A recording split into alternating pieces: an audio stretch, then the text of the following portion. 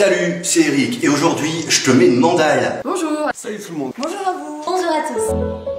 On nous fait découvrir une petite ville. Il y a eu le fondeur dans Angoulême, exactement. Les dialogues sont super justes, les émotions. Toi, les Demon Kings nous devraient vous plaire. C'est vrai puisqu'elle n'ose pas trop montrer ses créations.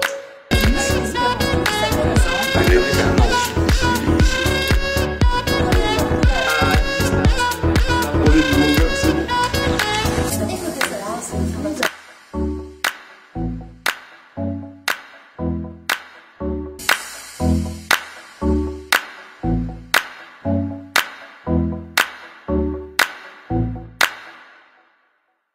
Blast, c'est une série de bandes dessinées en 4 tomes publiée chez Dargo depuis 2009. Mais qui est ce Manu Larsenet? De 1994 à 2006, il bosse chez Flip Glacial et écrit plein d'histoires rigolotes comme celle de Bill Barou ou le guide de survie en entreprise. C'est dans les années 2000 qu'il devient vraiment célèbre grâce à 2 séries.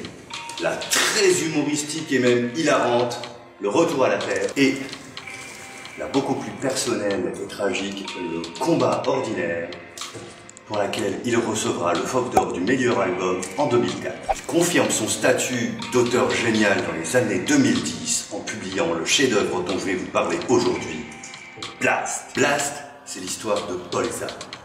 Polza a fait quelque chose d'horrible à une certaine Carole, et pour ça il a été arrêté et est passible de prison à vie. Les policiers veulent ses aveux, mais Polza va leur en donner bien plus. Il va leur raconter toute sa vie. Et pour l'histoire, je n'en dirai pas plus. Polza est gros. Polza est gros. Et ça, ce n'est pas juste un détail. Polza est énorme.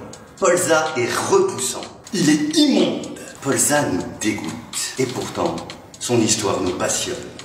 Et nous allons la vivre à travers ses yeux. Et peu à peu, l'empathie va s'installer. Et nous allons finir par aimer ce personnage. Ce personnage qui va t'envahir, toi, ta pensée, et qui ne te quittera plus. Polza, par ses dimensions, et pas seulement, ne rentre pas dans le moule de la société. Alors, après la mort de son père, il décide de quitter le monde, de devenir un clochard et de vivre seul, en pleine nature. Retour à l'état sauvage, retour à la terre. C'est alors que Polza va découvrir le Blast, cette sensation de légèreté infinie qui va lui permettre de faire flotter son corps si lourd, qui va lui enlever un poids et le libérer.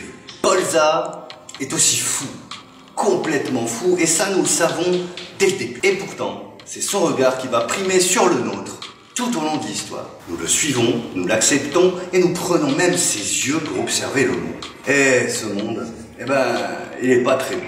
Blast, c'est aussi une histoire ultra violente, portée par un graphisme époustouflant, où les aplats noirs à l'encre de Chine se partagent les pages avec de très naïfs dessins d'enfants. Blast, c'est époustouflant, c'est dramatique, mais jamais pathétique. C'est un chef-d'œuvre autant visuel que scénaristique, et ça va te hanter. Salut et un de ces quatre.